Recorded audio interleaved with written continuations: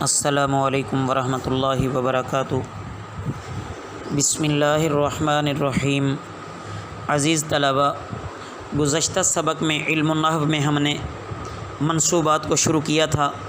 آپ نے 12 جو منصوبات ہیں ان کے نام یاد کر لیے ہوں گے۔ آج کے سبق میں ہم اس کی تفصیل شروع کر رہے ہیں۔ نمبر 1، مفعول بہ۔ مفعول بہ وہ اسم ہے جس پر فاعل کا فعل واقع ہو، جیسے اکل زید طعاما،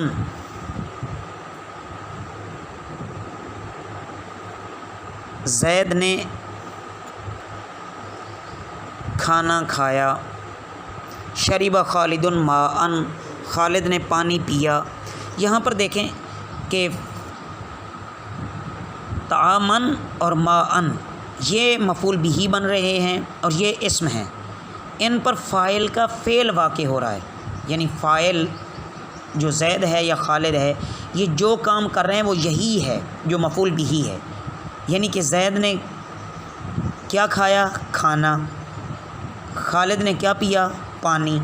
تو سمجھ آ گئی کہ وہ اسم جس پر فاعل کا فعل واقع ہو وہ مفعول بہ کہلاتا ہے۔ صاحب کتاب نے مزید ہماری آسانی کے لیے اور تاکہ ہمیں علم میں پختگی حاصل ہو، ترکیبیں بھی اس نے ساتھ ساتھ بیان کی ہیں۔ تو آسان ہے ترکیب، کوئی مشکل نہیں ہے۔ اکل فعل، زید فاعل، طعاما مفعول بہ، یہ میں نے آپ کے سامنے پہلے بھی عرض کر دیا کہ اکل کیا ہے، زید کیا ہے، طعاما کیا ہے۔ اسی طرح اگلی مثال کو بھی میں آپ کو سمجھا دیتا ہوں۔ فعل اپنے فاعل اور مفعول بہ سے مل کر جملہ فعلیہ خبریہ ہوا۔ اب دوسری جو مثال دی گئی ہے شرب خالد ماء، اس کو آپ خود حل کرو کہ شرب فعل ہے، خالد فاعل ہے، ماء مفعول بہ ہے، تو فعل اپنے فاعل اور مفعول بہ سے مل کر جملہ فعلیہ خبریہ ہو گیا۔ تو کتنی آسان بات ہے، آپ تھوڑی سی کوشش کریں گے تو انشاءاللہ یہ آپ کو خود بخود سمجھ آتی جائے گی۔ اس کے بعد ایک فائدہ بیان کیا گیا ہے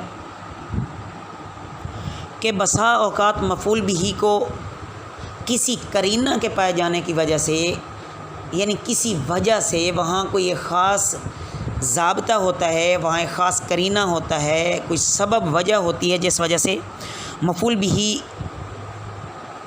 کا جو فعل ہوتا ہے اس کو حذف کر دیا جاتا ہے۔ جیسے میزبان اپنے مہمان کی آمد پر اس کو خوش کرنے کے لیے ایک الفاظ بولتا ہے اہلا و سہلا۔ عموماً آپ نے لکھا ہوا بھی پڑھا ہوگا کہیں نہ کہیں کہ اہلا و سہلا۔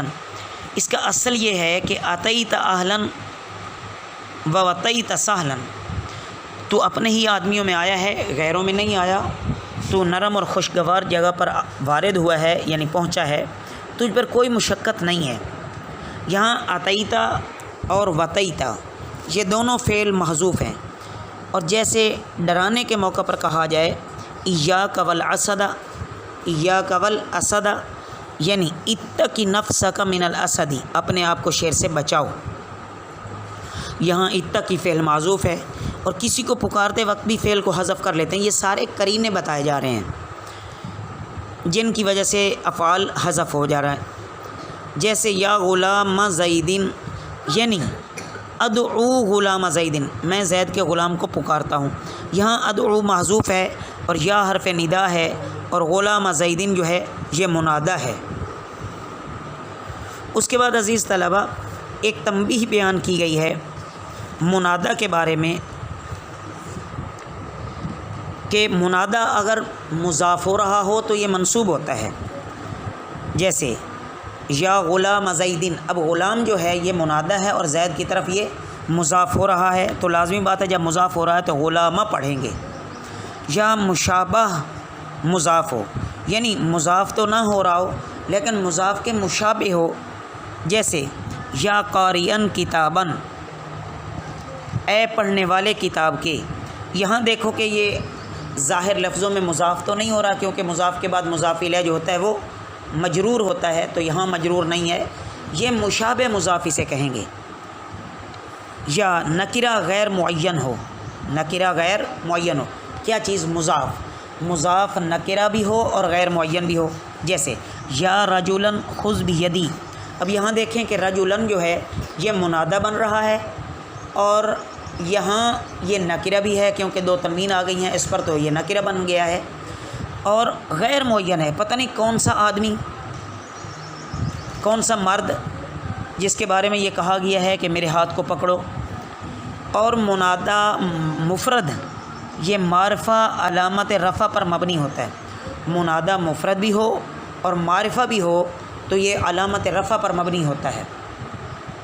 جیسے یا زید، اب یہاں دیکھو کہ زید جو ہے یہ منادہ ہے اور مفرد ہے اور معرفہ ہے، تو یہ علامت رفع پر مبنی ہوتا ہے۔ زید دو پر دیکھو کہ پیش آیا ہے۔ اگر منادہ معرف باللام ہو، یعنی جو منادہ ہے وہ معرفہ ہو، اور معرفہ بھی کس وجہ سے ہو کہ اس پر الف لام آیا ہوا ہو، تو حرف ندا اور منادہ کے درمیان ایہا سے فصل کرنا لازمی ہے۔ ٹھیک ہے، حرف ندا اور منادہ، حرف ندا یہ جو شروع میں یا استعمال ہو رہا ہے نا، اس کو حرف ندا بولتے ہیں، اور منادہ وہ آپ نے پہلے سمجھ لیا ہے کہ پہلے درمیان میں کسی چیز کا فاصلہ نہیں آ رہا تھا حرف ندا اور منادہ کے درمیان۔ اب یہ جو اس نے ضابطہ بیان کیا ہے کہ اگر منادہ معرفہ ہو اور لام کے ذریعے سے، الف لام کے ذریعے سے معرفہ ہو، تو حرف ندا اور منادہ کے درمیان میں ایہا سے فصل کرنا لازمی ہے، یعنی جدا کیا جائے گا، حرف ندا اور منادہ کو جدا کیا جائے گا، کس سے؟ الف کے ذریعے سے۔ جیسے یا ایہا الرجل، اب یہاں یا حرف ندا ہے اور الرجل جو ہے یہ منادہ ہے۔ جب یہ منادہ ہے تو درمیان میں ایہا کو بیان کیا گیا ہے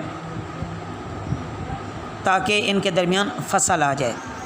بقیہ انشاءاللہ عزیز طلبہ اگلے سبق میں پڑھیں گے۔ وما علینا الا البلاغ المبین۔